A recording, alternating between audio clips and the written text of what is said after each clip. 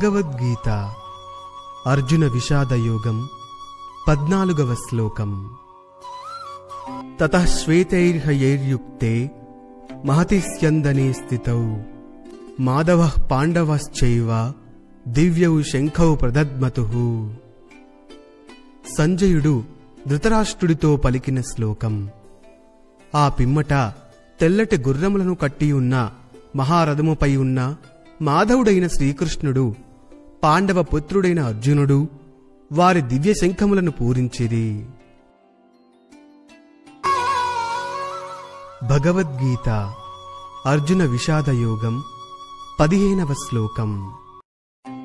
పాంచజన్యం హృషీకేశో దేవదత్తం ధనంజయః పౌండ్రం దద్మౌ మహాశంఖం భీమకర్మా వృకోదరః. సంజయుడు ధృతరాష్ట్రుడితో పలికిన శ్లోకం.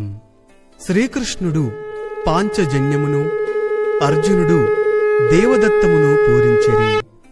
అరివీర భయంకరుడైన భీముడు పౌండ్రము అను గొప్ప శంఖమును పూరించెను.